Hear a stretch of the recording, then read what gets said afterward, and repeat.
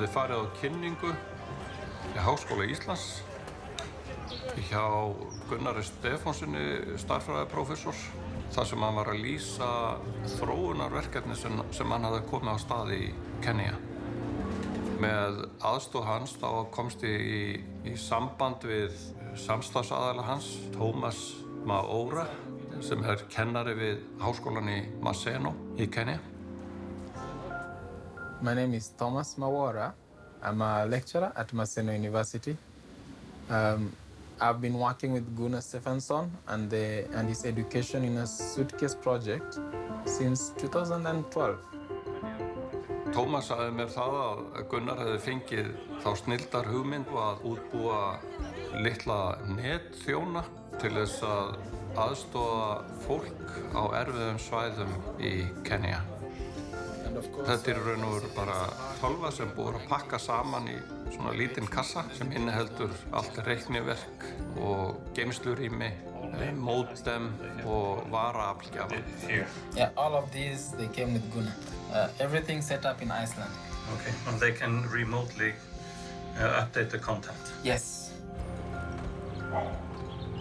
Og síðan kom Gunnar til Kenya, færandi hendi 400 spjaldtölvur og dreifðu til nemendana. So he brought tablets, he gave out to students, and they were programs in mathematics, sciences, and so many storybooks and so many novels. Íslendingarnir voru búin að þróa líka hugbúnað, Tutor Web. When I met Ghana and I saw TutorWeb, I was, finally excited about this tool. And the most unique thing about TutorWeb is that you can be able to capture data of the learner using TutorWeb. And this is powerful because you can be able to track how the student is scoring.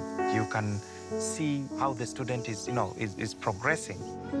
Og þegar að s04e18 fór að nota kerfið til stuðnings við stærðfræðikennsluna, þá jók það svo mikið áhuga nemendana á bara stærðfræðikennslu yfir höfuð, sem var til þess að meðaltalseinkunn skólans hækkaði. Hún hækkaði svo mikið að skólayfirvöld í fylkinu tóku eftir þessu. s04e18 var meira að segja sérstök viðurkenning fyrir árangurinn.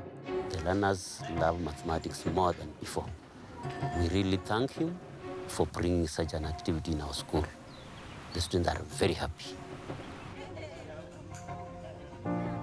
s04e18 bauð mér að gista hjá sér og það var dálítið skrítið að vera að ræða netþjóna og hátækni á kvöldin og ganga svo að morgni til út í þetta gamla hefðbundna sveitalíf sem þarna þar sem þú sást konurnar vera að vaska upp í bölum og elda matinn á hlóðum í reykmettuðu eldhúsi og karlmennir að slátra dýrum undir húsvegg.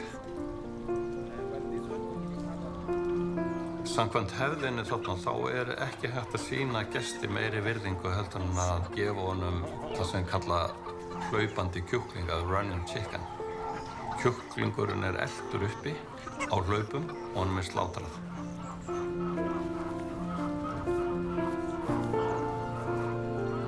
Þarna bjó ekki bara s04e18 og hans fjölskylda, heldur voru foreldrarnir þarna líka og systkin hans, amman og afinn og frænkurnar.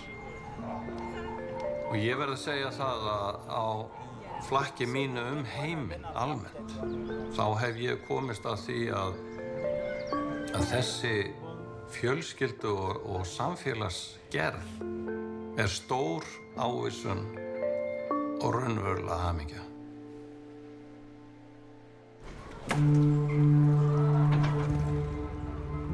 Ég hvatti s04e18 og hans yndislegu fjölskyldu með virtum, þakkaði fyrir mig og hélt áleiðis til Úganda.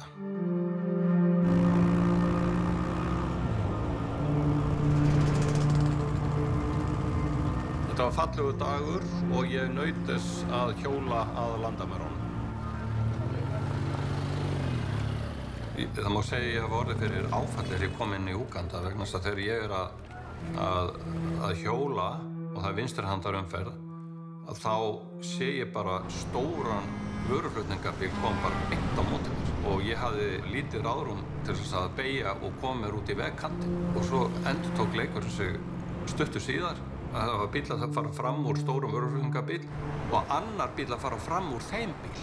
Þannig að ég varð að koma mér alveg bara út af veginum og það var búið að vara mig við því og segja mér að það er lítil virðing borin fyrir mótorhjólumannum í Úganda. Og þannig ég var sem betur fyrir aðeins undirbúinn. Ég átti ekki von á því að þetta væri hreinlega bara eins og rússnesk rúlletta.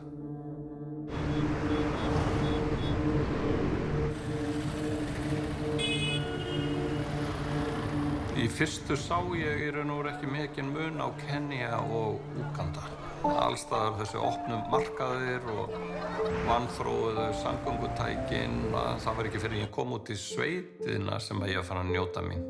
Og ég ákvað að velja mér dvalarstað svona upp í fjalli þar sem að ég þurfti að fara leirslóða og þarna gist ég í svona litlu smáhýsi með stráþaki og leiti sveitinnar í einstaklega yndislegu og heilnæmu veðri að anda að sér fjallaloftinu. Það var allt svo passlegt og þarna reglulega naut ég mín. Winston Churchill sagði einhver tímann að Úganda væri perla Afríku út af náttúrufegurðinni og ég get alveg tekið undir það.